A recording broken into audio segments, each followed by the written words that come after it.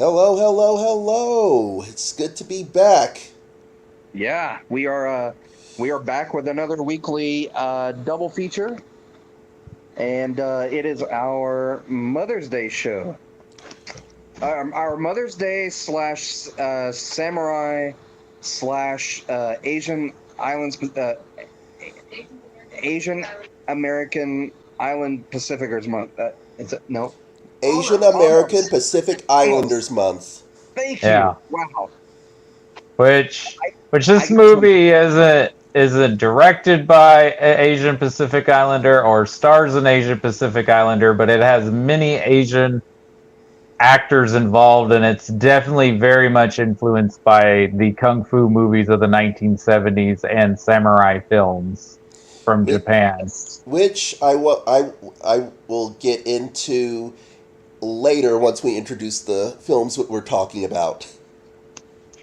Yes. Well, we were discussing it, and last week we decided we were like, it's Mother's Day coming up, and I believe Jessica suggested it was you. Jessica suggested um, Kill Bill. Well, I Yes. said Kill Bill would kind of fit if you wanted to keep the samurai kind of aesthetic with a mother's kind of story, and Jessica was like, "Yeah, that works." And we're saying two films, which they were released as two different movies, Volume One, Volume Two, but Tarantino counts this as one movie. Yeah. Well, this was shortly before they realized that 3+ hour movies could actually, you know, be marketable. Yeah, because we were talking before we recorded when you came in, Nick, about like, of course, Harvey Weinstein's the executive producer of this movie, Yep. and Yep. and it was him that was like, "No, you need to split this into two movies because no one's gonna sit through a 3 hour revenge movie." And part of that is what Chris was saying is he was thinking on the money terms because you get less screenings with a 3 hour movie than you do a 2 hour movie. Right. Uh, yeah, that's, you know what, that kind of tracks, especially for someone like Weinstein. I didn't like Weinstein before it was cool to hate Weinstein. But this is also the same man who took Peter Jackson's deal to do Lord of the Rings down from two movies to one, and then New Line scooped it up and said, "Well, isn't there three books? Why don't we do three movies?" And all those are plus over 3 hour movies, and Yep. they made a killing. Yep, Right. and pretty much redefined how we go to movies in general. Hence, But hence, hence the perfect trilogy. Yeah. yes, but yeah, Kill Bill is Quentin Tarantino's ode to several genres, but it's his action revenge epic that him and Uma Thurman kind of came up with the idea while they were making Pulp Fiction. If you guys Yes. remember, in Pulp Fiction, her character had a short lived TV pilot that she was in. And the plot she kind of explains is sort of similar to the characters that eventually became what is Kill Bill. Okay. Yeah. Oh yeah, the Fox Force 5 one. Yes. Yeah, I definitely like. I've only seen Pulp Fiction a handful of times, but I definitely remember that one. That and the scene where they have to stick a high stick a was it adrenaline shot in her chest. Yeah, because she OD'd on his heroin thinking it was cocaine. Yeah, but Wow, that was pretty wild. yeah, a lot of Tarantino's movies tend to go that way. And you mentioned how it was, it's homage to the um, samurai revenge flick. I've kind of noticed a little pattern that some Tarantino fanboys have dragged me over, but really, if we're being honest, uh, all of Quentin Tarantino's movies are basically love letters to all of the hyper violent grindhouse movies that he watched as a kid. And I'm not saying that as a bad thing, because Indiana Jones, those those were love letters to the Saturday morning serials that Spielberg and George Lucas watched when they were kids, Right? and And so was Star Wars. Star Wars with Buck Rogers and so on. Uh huh. Yeah, all filmmakers are homaging something that influenced them. Even, of course, Steven Spielberg, Martin Scorsese, all these guys, all these filmmakers are homaging something. Yeah. And that's what Tarantino does. He homages very many different genres and styles that he likes into one movie. And even though he intended this to be one movie, you can kind of tell there's the two volumes are kind of two different genres. Like the first one is very much a kung fu movie, Yes. and the second one is a samurai slash spaghetti western. Yeah, I can see that. Yeah. Yeah. I could because I remember how much the second movie focused in on the bride's backstory, whereas it was just the start of her revenge plot. Right. Excuse me. Yeah, oh, there was something I was just looking about. Sorry, Chris, you broke up with that. Sorry, yeah, I'm cutting in and out, guys. Sorry, my apologies. So what were you saying? I guess he had to go mute for a minute. Okay, But Cody, what more do you have to say about this? I mean, if we count it all as one movie, this is my second favorite Tarantino movie. And and I remember at the time it was being very much hyped. It's the fourth film by Tarantino. Of course, if you guys don't remember, there was like a 6 year hiatus between Jackie Brown and Kill Bill Volume 1. It's funny you mentioned Jackie Brown because I remember watching the Jackie Brown on DVD, and there was this intro by Quentin Tarantino basically saying he held the DVD release back for Jackie Brown for so long because he wanted his fans to wait for it. Okay.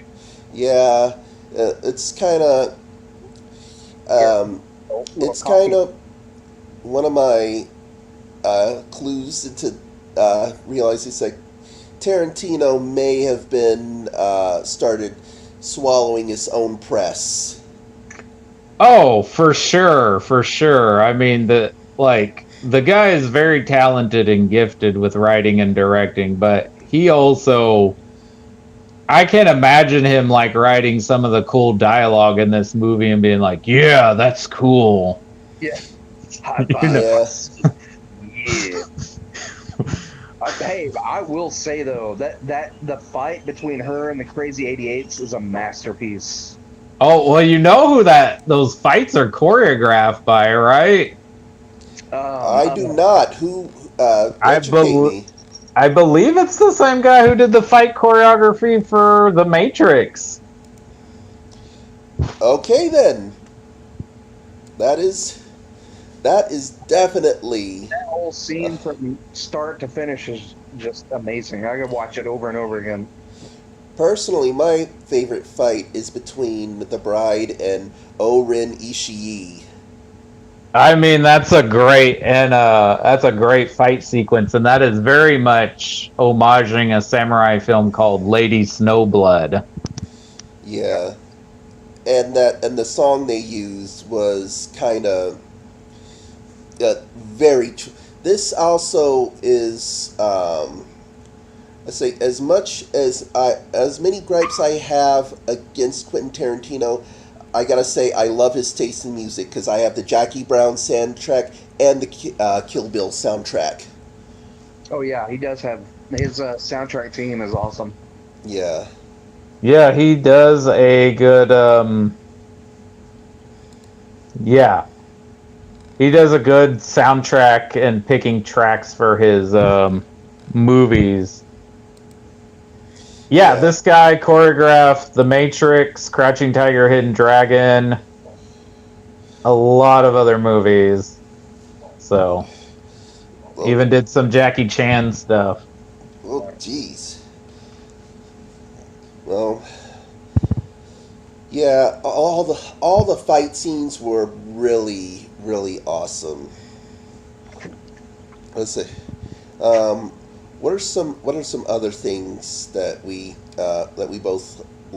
all liked about this movie? I love the split screen images he uses, like that's him like homaging to Plama in the movie. Mm-hmm.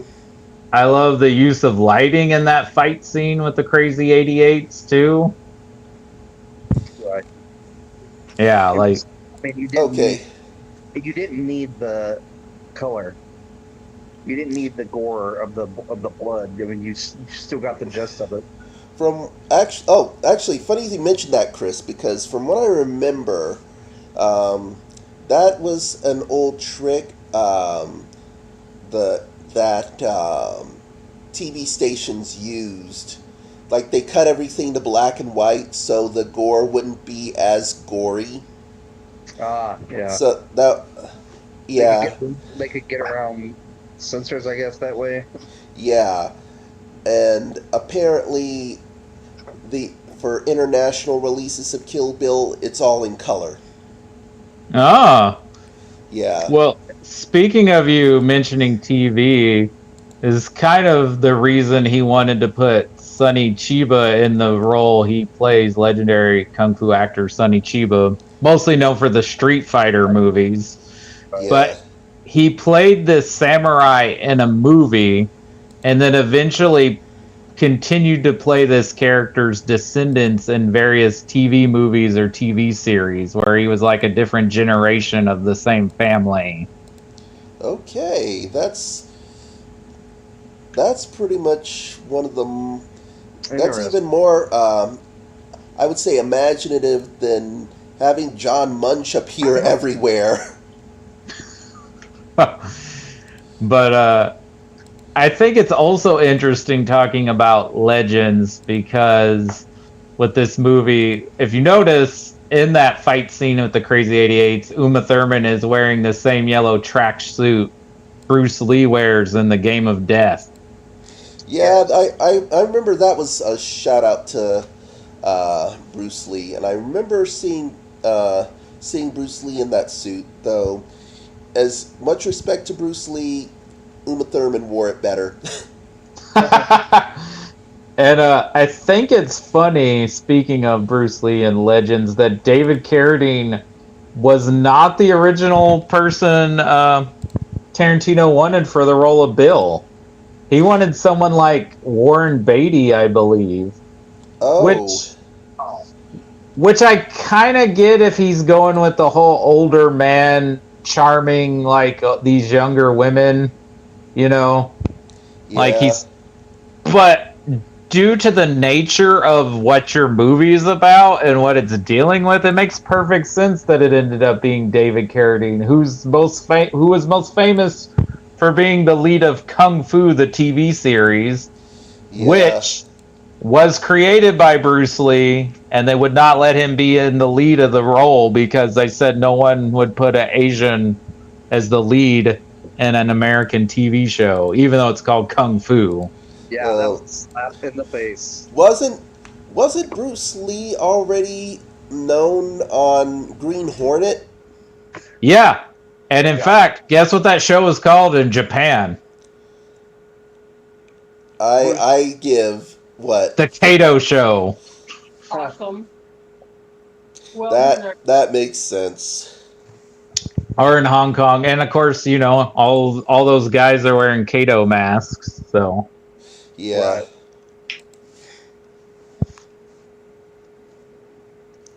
Right. Uh, oh, also my. This is just a personal gripe I have again. Well, one of two personal gripes I have against the movie. One is the censoring of the bride's name, which, spoiler alert for what, a 20-plus-year-old movie? Her name is Beatrix Kiddo. yeah. Like, that. It's like, that made no sense other to me other than to keep a secret for the sake of keeping a secret. Yeah, just to draw the audience to want to like. Is that not revealed till part two? Her Yeah, name? part two. And there was that one scene where there was like the school teacher calling out all these kids' names, and she goes to it's like, and there are kids saying here, here, and you say Beatrix Kiddo, and there's the adult Uma Thurman saying, it's like, counting yourself here.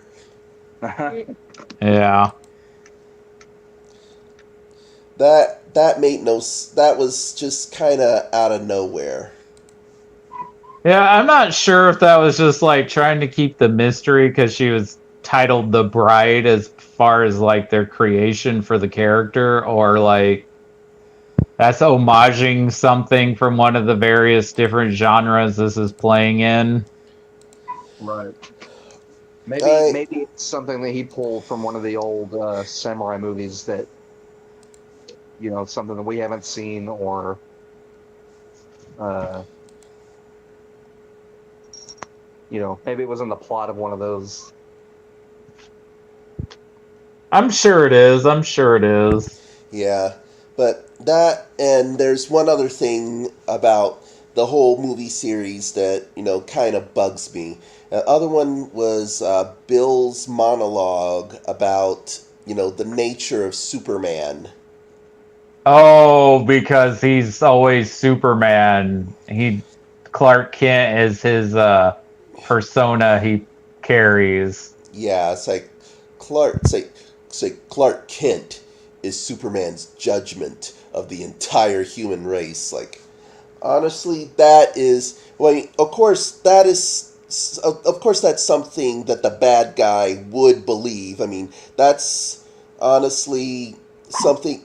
It's like they kind of lampshaded it in a Superman comic where one of Lex Luthor's minions just got all this data on Superman, fed it into a computer, and the computer concluded that Clark Kent is Superman, and Luthor fired the guy, believing that someone as powerful as Superman, would never stoop himself to our level. And what I think the thing that bugs me about about that monologue is how much. Well, actually, two things about how things that bug me: how much that monologue caught on, and also how much of that is voice of the author. I mean, is Tarantino speaking through Bill? And I kind of want to say yes. I mean, he probably is because there's also like that little reference when he takes her to Pai Mei's and she says, "When will I see you again?" And he's like, "You just named my favorite 1970s soul song or something." Oh, Yeah. But then yeah, again, almost all these characters may be speaking in vein of Tarantino because like the whole monologue or a little Wikipedia or whatever dictionary lookup Daryl Hannah does about the Black Mamba as Michael Madsen's laying there dying. That yeah, that's a very Tarantino thing. Oh, let me just have a little cool monologue here where yeah. she says gargantuan. Uh, wasn't also that? It's also funny you mentioned Daryl Hannah. How wasn't that movie's kind of a big comeback role for Daryl Hannah? I mean, it was a big comeback role for Daryl Hannah and David Carradine, especially, and a little bit Vivica A. Fox, because Vivica A. Fox hadn't been like in a genre movie like that in a while. Yeah, Wasn't she in Independence Day? Like, Yeah, she was an Independence Day, but she had been like in a lot of romantic comedies, or not in the kind of movies she had been earlier in her career. right? Yeah. yeah. Was it a comeback or a farewell for Daryl Hannah? Because what did she do after that? Like, I don't. I know everyone says Tarantino like resurrects these people's careers, and like Pam Grier and Robert Forster also got a little bump, but like most of the time these people don't go on to do a lot more after that, other than say John Travolta, right? John Travolta kind of blew up for a little while there in the 90s after Pulp Fiction. Right. Also, I wouldn't say Pam Grier totally got um, put by the wayside because a few years after that there was kind of a Jackie Brown TV series. Was there? I know there was a, not related to Tarantino specifically, but there was a, because it's based on an Elmore Leonard novel, Jackie Brown, Rum Yeah. Punch. There was a Karen Sisko TV series because Jennifer Lopez played her in the movie Out of Sight, but I think I can't think of the actress's name. She played the mom in Spy Kids, played her in the TV show. Mm. But what is cool about Out of Sight is Michael Keaton shows up in Out of Sight as the same character he played in Jackie Brown. Yeah, I think there. I also I'm pretty sure. Well, the character who was the bounty hunter.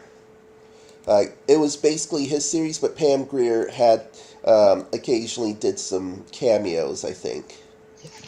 Okay. Oh, okay. I didn't know that. But I mean, she keeps showing up in things. I'm just, I don't. She just definitely deserved to be a bigger star than she got after that movie. Yeah, but then again, actually, let me see how old Pam Grier is. I think she's in her 70s now, Yeah, if not pushing 80. 73 years old. 73. Yeah, I Yeah. knew. Actually, her birthday is in 16 days. Oh. Oh, wow. Yeah. So, so yeah, like, I guess it says her years active from 1970 to present, but yeah, I guess it's easy to say that uh, she's semi-retired. Yeah. She's taking it easy. Yeah, Right. but actually, now that I think about it, what has Uma Thurman been in since then? Like, I haven't heard much from her. The movie with Ben Affleck. No, that was before. Was it before or after? Wait, are you talking about Jennifer A? No, no, no, that's Andy Garcia. It's like, wasn't that one of her early roles? But Yeah, she's very young in that. And which one? Paycheck? No, Jennifer 8. But Paychecks before is around the same time as this movie. okay, let's see. Yeah, let's see what she's been in since then. Yeah, I'm trying to see here. Da-da-da-da-da-da. Oh, she's 53. Yeah. Let's see. After Kill Bill, My Super Ex-Girlfriend. Oh God. Oh God. That. Apparently she played Medusa in the Percy Jackson movie. She was in Nymphomaniac. Yeah, not a lot of big stuff, but I guess she doesn't need to be. Yeah, it's yeah. I could tell you, my Super Ex Girlfriend was a goddamn terrible movie. Oh, yeah, I went to see that in the theater, and I was like, eh. It was kind of like, I remember seeing that. I was thinking it was going to be funny because that was superheroes, and then I went and watched also what was the Will Smith movie where he's Hit. Oh no, Hancock. Cock. Hancock. I was very disappointed in that one too. Like I Yeah. remember watching Well, the both. first half of that movie is really good, but then when they turn it into like a weird romance between him and Charlize Theron, Yeah, like I wanted to see him just be a drunk or like a bum superhero that just didn't care, and then at the in the end he has to start caring or learns to start caring, and becomes what he's supposed to be. There are a But you're right. lot. There are a lot of those movies around that time with just so much wasted potential. Right. I mean that fight scene in the prison though is pretty great. Yeah. But see some other. So I kind of have a small. Let's say, didn't I know Tarantino said he was getting ready to retire soon, or if he hasn't already retired. But He I has he's already came out and said he's got one more movie coming out. It's going to be about a movie critic in the 1970s. Hmm. mm, I have heard it's supposed to be a female-led film, but I'm hearing maybe that's not true. I was thinking if it is, this would be a perfect opportunity for him and Uma Thurman to reunite, unless he goes with a different actor for the role. see, I was kind of hoping that he would see. We would see. You remember the very first scene, um, and Yes, when she kills Vivica A. Fox. and her and she says to that one kid, says, if down the line you're an adult and you're still feeling this, come find me. I mean, he's claimed that that's going to happen, but he's pretty famous for a lot of times saying he's going to revisit characters. I don't think it's going to happen. I would watch that in anime form though. Yeah, that would work in anime form. And I remember there is supposed to be a Pulp Fiction prequel movie with Yes, he was. It's actually a Pulp Fiction slash Reservoir Dogs prequel because he was going to have Michael Madsen and John Travolta show up because they're supposedly brothers because their both last name is Vega. yeah, but So I think Michael Madsen died, so it would he's still alive. That's Tom oh Sizemore that died. okay. So I mean, but either way, it's like too much time has passed, and if there's going to be a prequel, it's basically a logistical impossibility, even with de aging technology. Yeah, and I don't think Tarantino would be down to do that because he's kind of a purist with shooting on film and all that stuff. Yeah, So yeah, that the Vega brothers is not going to happen. Which a lot of these movies, I don't know how connected they are really to one another, other than just little Easter eggs. But did you guys notice the brand of cigarettes when she landed in Japan at the Va- airport? vaguely. It's been a while since I saw it, but it was the same. Say, I remember that brand of cigarettes being referenced in another movie, though. Red Apple cigarettes are the cigarettes Bruce Willis asked for in the bar when he's basically being paid by Ving Rhames to throw the fight. And I Yeah. think they're referenced in the Hateful Eight as well. And I think maybe there's there is at the end of Once Upon a Time in Hollywood, there's Leonardo DiCaprio, I think, is doing a Red Apples commercial. Oh, that's great.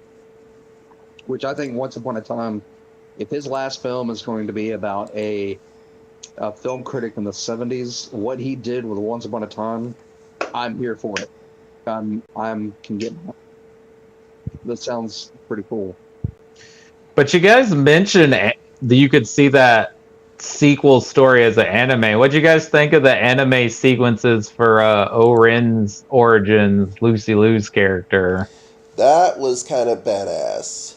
Yeah, Yeah, I thought that was a great segue, like a great sequence to do it that way instead of a traditional live action flashback.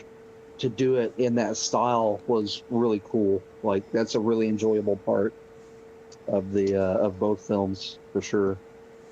yeah, and what a great way to get people to shut up about your leadership style or your origin of birth. I'll just cut your head off. Anybody got something to say? No, no, I'm good. Mm, That part where she gets where I love that part where she gets up and she just kind of tiptoes and like like down the table, and then yep. and the head just goes flying and the blood squirts, and I'm like, that was awesome. And other cool things Tarantino did. So, of course, Tarantino is a huge fan of the movie Battle Royale, which the actor playing Go-Go was in that movie. Yeah, yeah.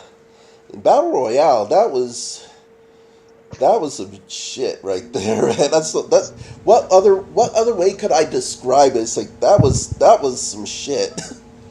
I've not seen Yeah. it. Should we check it out? Well, it's basically the Hunger Games, but way more violent. Ah, okay. Interesting. In fact, so many people have accused the Hunger Games of ripping it off. Ah, so I may have to check it out. Even though the writer of the Hunger Games said, I didn't even know this movie existed. Yeah, it's one of those cases of several people having the same kind of concept and going way different directions with it. Yeah. But it's a very ultra violent, extreme sci fi kids battle to the death type of movie for television pleasure. Yeah. Okay, I may have to check it out. And then the band that's playing in the sushi bar or wherever they are. Oh, the 5, 6, 7, 8s. Yeah, which went on to use that song in cell phone commercials and stuff. He discovered them while he was in Japan at a record store, just hearing them. Well, that's awesome. Yeah, and of course, it's like appealing to Quentin Tarantino's faith. Let's just say his tastes. Yeah, you know what I'm talking about. That's like they perform their set barefoot. Oh yeah. And didn't she fight barefoot? Yeah, in the trailer scene with her, Daryl Hannah, she's barefoot. Uh, Which that's a great fight too between the two of them in Michael Madsen's trailer park in Volume 2. Yeah, it is. I think it's fun. Like, man, she goes absolutely nuts when she plucks her other eye out. yeah. Yeah. And it just leaves her. And I was like, wow, that's brutal, but awesome. And you guys know Gordon Liu, another kung fu legend, most famously for the 36 chamber of the Shaolin. He plays two roles in these movies. He plays like her Lucy Liu's commander, but he's also Pai Mei in the whole training backstory. Right. Which I believe that's a legendary character in kung fu movies itself. So like he's just picking a character that's been used in other media and putting it in his movie. Yeah, that was pretty awesome though. I love his character. Yeah, those are all great. And I think it's funny that when he goes to see if he'll train her, he kicked Bill's ass. Yeah. Did he break, Yeah. or he comes down in a sling or something like that? He's just all bloody and scratched up. Yeah, that was great. Huh. And I got a question. I wonder what you guys think. So, is Michael Madsen, David Carradine's brother in this movie? Is he just sad and ready to die? Because like when he's at the strip club and the boss is like talking shit to him, I'm like, couldn't he just kill that dude like and not be a problem? Why is he letting this guy talk to him like that? How bad does Yeah. he need a job? Well, I yeah. was, Everyone else seems or seems like they would be well off from taking these hits, and he lives.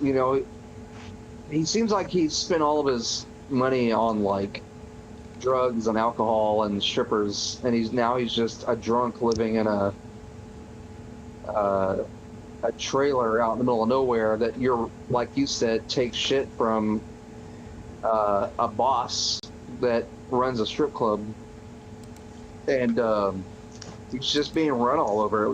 And you make a good point. It does seem like he's just tired of it. Like he's just like, okay, you know what? I'm either gonna drink myself to death, or some idiot is gonna pull a knife on me, harassing one of the girls, and I'm just gonna let him stab me or something. yeah. Because he Well, had a Hanzo sword, but he didn't use it against her, right? no, he just shot her with the shotgun and then put her to sleep and was going to bury her alive. Right. Yeah, he even lied to Bill, told him he pawned it. That's some. Ye- So it's like, yeah, maybe he was done with it all, or Well, just in that whole speech where Bill's telling him, like, she's coming to kill you, he's like, well, we deserve to die. yeah. yeah. He has some sort of guilt of what they did over the years. I guess so. But then he said, so does she. So I guess he was just like, if she wants to fight, fight, and whatever happens, happens. Right. That sounds about right. Yeah. But I was just wondering, I'm like, you're an assassin. Like, you could, like, break that guy's neck, like, with no problem. And you're letting him treat you like you're a child. I don't know, man. There's probably a lot more to it than. I'm sure Tarantino has a Bible-sized manuscript on just that character Yeah. Yeah. with his backstory and everything. Yeah. And I guess his creepo buddy that helped him bury her alive, I guess he lives to be a creep another day. Yeah. In a perfect world, he ends up like the dude that owned the pussy wagon. Oh man, that's Oh. one of the funniest TV edits I've ever heard. So he has his whole little speech and it rhymes with his name, right? Well, Yes. in the television edited for television version, he says, "My name is Buck, and I'm here to party." Oh God. That's awesome. I would have assumed that they would have changed it to Wussy Wagon. But also, like that whole hospital sequence stuff is very like giallo Italian horror stuff going on in there. Yeah, that's that sleazy. Exploitation, yeah. Yeah. Yeah, that sounds about right. Also, she's sitting in that truck for 13 hours trying to wiggle her feet, like, wouldn't someone have noticed like a coma patient missing and there's like a dead dude, two dead dudes in there? Don't point out the plot holes like that. That's not nice.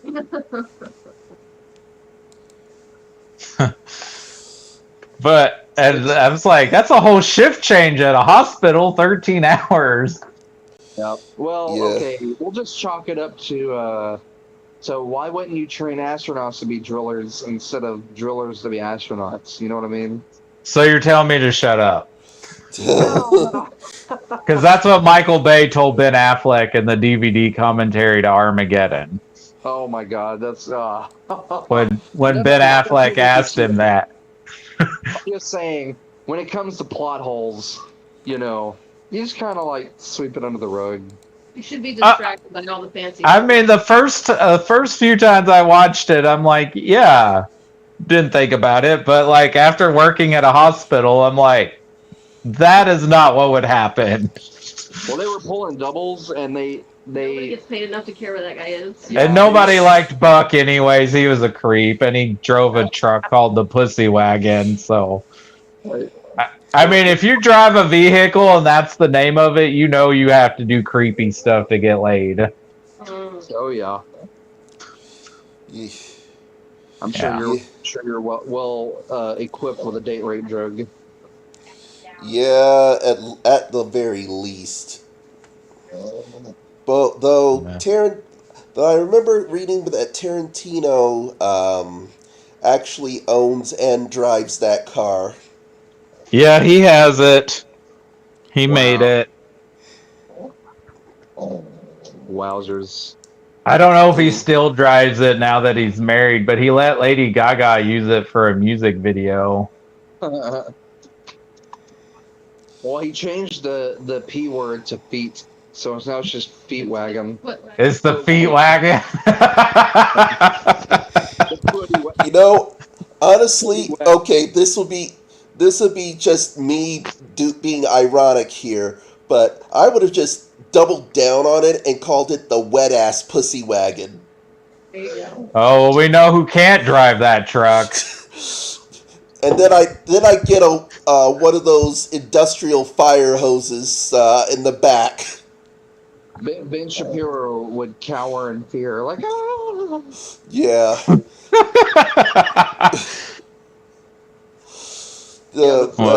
Pussy wagon. but that is only in the ironic sense. I think G would kill me if I actually bought a car called the Pussy Wagon. Man. Yeah.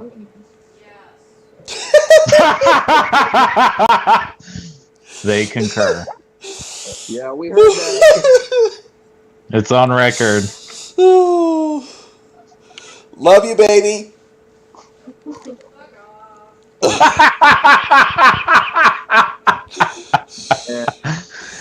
Oh man. Well, guys, see. I don't know what else to say about these two movies or this one long ass movie other than it's just awesome. It is. It's really great. Tarantino pointed out that like to him the best directors do action movies, and this was him stepping up his game, but also like maturing a bit as a filmmaker, even though I think he gets even better because he's not as reliant as his three earlier films are on. Even though there's still those dialogue and diatribes from characters in this, it's not as much as the other three movies because it's not as talky. Right. Yeah. This is actually my favorite of Tarantino. Well, it's a tie. This and Django Unchained. I mean, if nothing else, than for seeing Jamie Foxx whip someone in a blue suit. I would have to say this, Django and Once Upon a Time are the top. They are probably my holy trinity of Tarantino movies. Like, don't get me wrong, his other films are great, but those three are just top notch. And Hateful Eight is just, if I had room, that would be in there as well, but it's probably number 4. For me, it's Inglorious Bastards. That's oh man, that would have to be my number 5.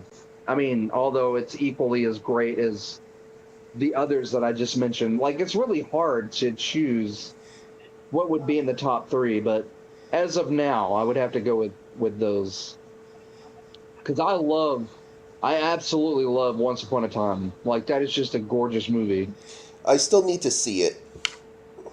Oh, it's really good, and it's again him revising history. Yeah. And for those of you who are watching, you can actually watch Kill Bill right now. It is on Tubi. And if you have not seen it, I heartily recommend it. Yes, if you like Tarantino movies, if you like kung fu movies, if you like spaghetti westerns, if you like samurais, like it's all there. Yeah. And it's balls to the wall, great action. Uma Thurman kills it in this movie. I mean, all the actors kill it, honestly. We even get, honestly, probably the best actor to recite Tarantino dialogue, even though he has a small role in this, Samuel L. Jackson. Yeah. Yeah. Like, that man is a wordsmith with obscenities. Oh, yeah. I honestly forgot that he was in it. He's the piano player. He weaves the F words into a tapestry that's just a masterpiece.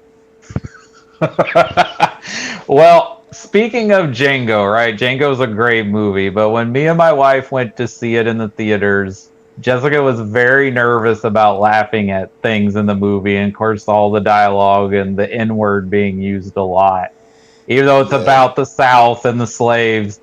But once Samuel L. Jackson came on screen and was cussing everybody out, the whole theater laughed. Every shape, size, color, age, everybody. Yeah. Because I guess we can all agree that's hilarious when Samuel L. Jackson's cussing you out. Yep. Yeah. I recommend this movie. It's awesome. Lindsay, any final thoughts on this movie? No. Definitely worth watching. It's gorgeous to look at.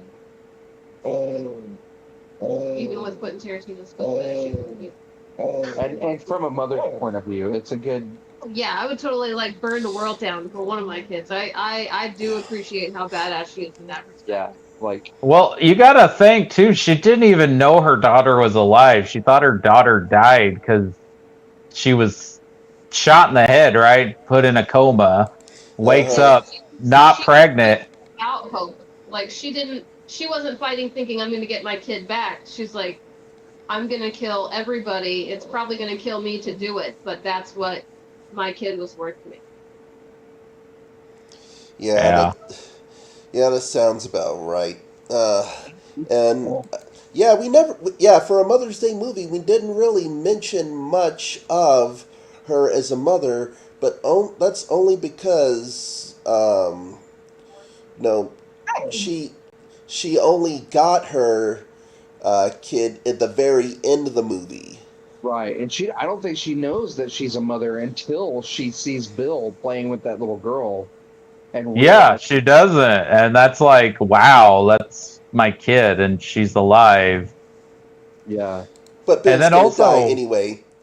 Yep, because Pai Mei taught her the 5-point palm exploding heart trick. Yeah. Also, what did Bill do to Sonny Chiba? He did something. The guy decided to make a sword even though he swore at blood oaths not to make anymore. Maybe he's like, everybody except that guy deserves to live. Do you think it was the fact that Bill used him for what he was doing, and Sonny Chiba thought it was unworthy, like of his work? Yeah. Probably something to those regards, or Sonny Chiba just didn't think he was an honorable man. Right. Actually, I was trying to remember who Sonny Chiba played until you mentioned that scene, and yes, it's like I was like, if on the occasion that you meet God, God will be cut. Also, there's a Star Trek reference in this, Chris. Oh, I must have missed it. What? Well, they say revenge is a dish best served cold, an old Klingon proverb. Oh Oh, yeah, that one. yeah. And then the lawyer character, Sophie, is wearing like a Star Trek esque, because they say she's dressed like a Star Trek villain.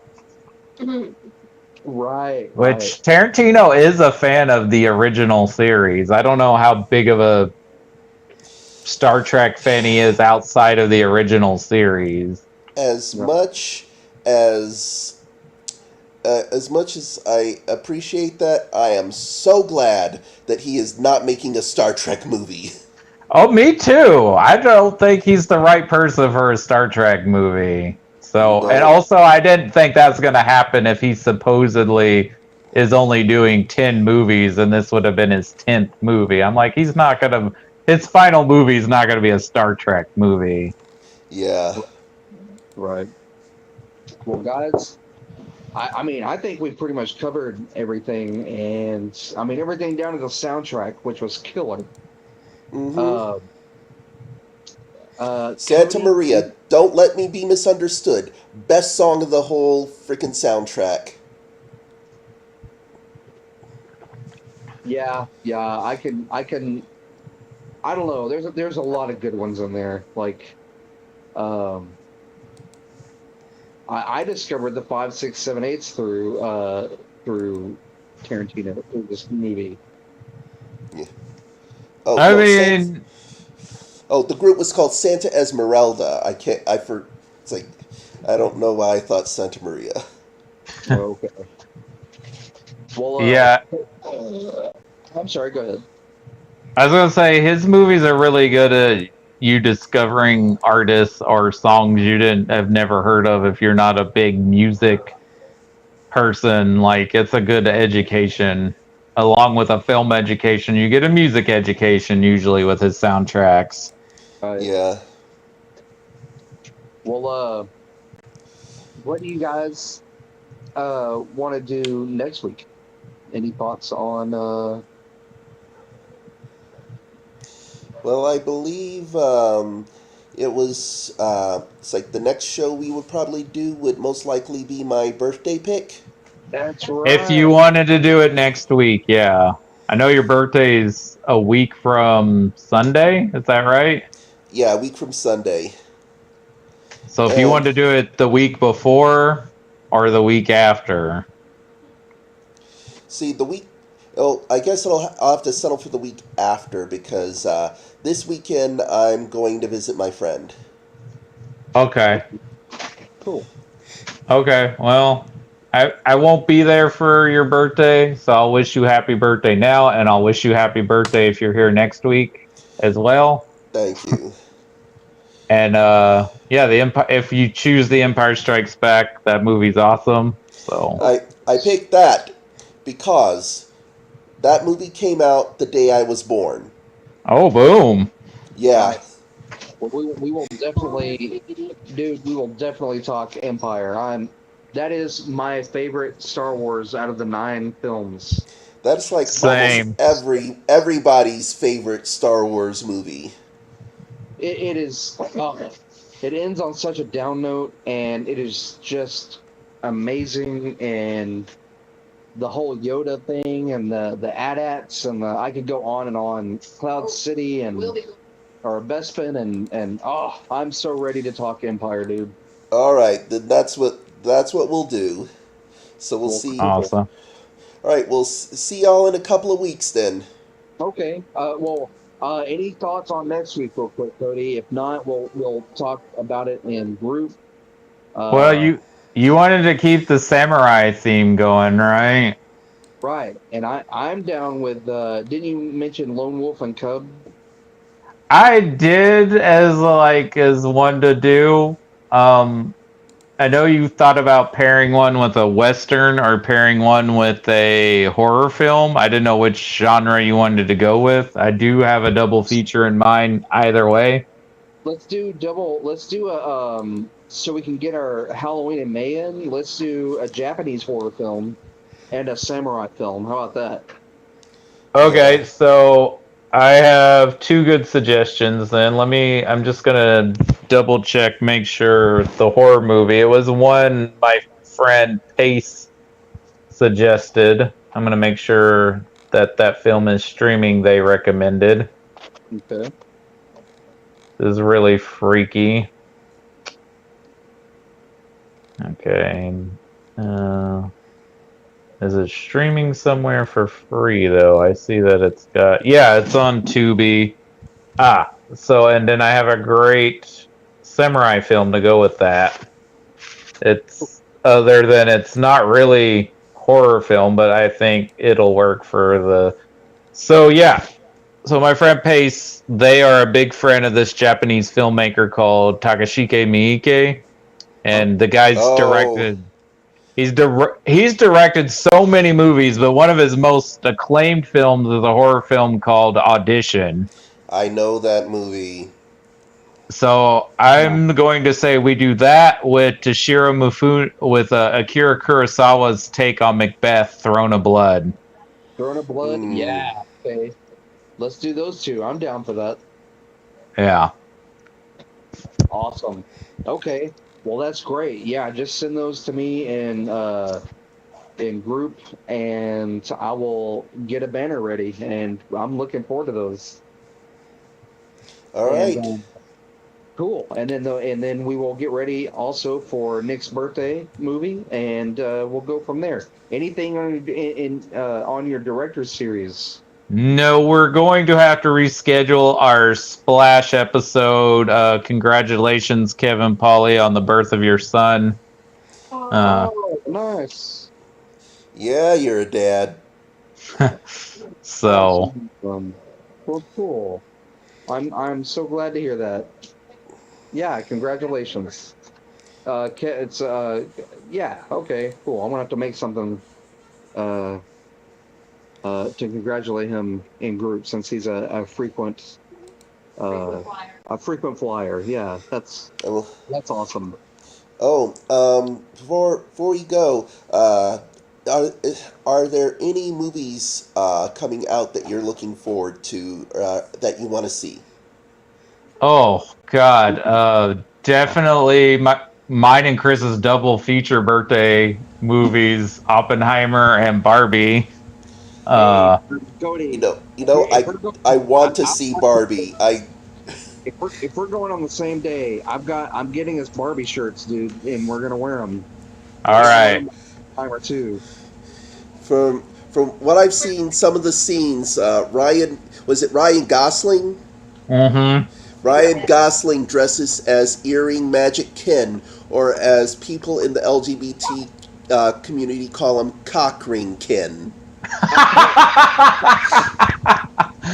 But Well, besides those two, Dead Reckoning, the new Mission Impossible, Across the Spider Verse looks great. Yes. I want to see Guardians of the Galaxy Volume 3. I have been told of some of the content warnings regarding that movie. I'm so ready to see that too. Like, I don't think I'm gonna be able to see it in theater, but I can't wait. And Transformers Rise of the Beasts. I am not a Beast Wars person, but you may be cool, but you will not be RC surfing on Rhinox taking out Decepticons cool. Nice. And also Unicron. Like, they did Unicron. It looks like they're doing Unicron right. Nice. Yeah. Well, So, I was going to do another shout out real quick. We got our first episode of the observation lounge in, but we do have an official name change, from one of Chris's buddies. I was talking to him, and he was like, "Well, my friend who is waiting to hear from us he's already nicknamed the show Technical Difficulties, and we loved it so much that we are going to go from the observation lounge to Technical Difficulties. So that's going to be the new show, and we're going to have another episode up here in a couple of days. So you guys, if you like Star Trek and you want to talk Star Trek, you're always welcome to join in and listen and join in and chat even. So yeah, we had a lot of fun this last episode. Well, once I get some free time, I will definitely do that. The school year has been winding down for me. It is, we are basically on the last legs, and the teachers are pretty much giving out like projects just to fill out the clock. Even hell, tomorrow all our not all the middle schoolers, but our 8th graders are gonna go to the Fort Worth Zoo. So I'm taking a half day. Nice. Yeah. I'm gonna go ahead since I don't know who listens to this, but Louis DeJoy is really screwing over the United States Postal Service and its employees, especially the rural carrier side, with these new evaluations. So I'm going to go ahead and throw that out there that Louis DeJoy needs to leave. He needs to be fired. Is that the Postmaster General? That is the Postmaster General. They just, the last round of evaluations screwed 60% of the entire rural carrier side across the United States out of thousands upon thousands of dollars per carrier. Wow. It was so severe that this last Saturday that even the postal carriers at the Nacogdoches post office were having protests outside the office, but they were doing it nationwide. So stand up, don't take any shit, and Louis DeJoy needs to go. I just figured I'd say that. Like I said, I doubt anybody's going to hear it, but I had to get it off my chest because I've been there almost a year, and it has definitely impacted me. So, Louis DeJoy, screw you and what you're doing to the post office and its employees that really want to work. Yeah, actually, since you're on your public service list, I'm gonna get on mine. Kids deserve to be in a choir regardless of their gender identity. That's kind of been a hot topic for me and at my school, and both choirs and their directors have come out and shown support for the trans kids at my school. And since I myself am an LGBTQ mentor, I feel I definitely need to throw my hat in the ring for this.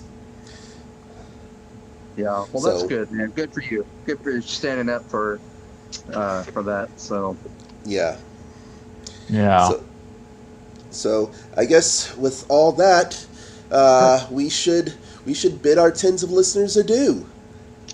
Yeah. Yes. Everybody have a good night. Enjoy the rest of your week. Be safe. And have a great weekend. And I guess I'll join the club. Public announcement for me. If there are people out there who need medicine that is required for them to live, that the rest of you produce in your body, we shouldn't have to pay a fucking thing for it because the rest of you get it for free. So make it free for us so we don't have to die if we can't afford our medicine.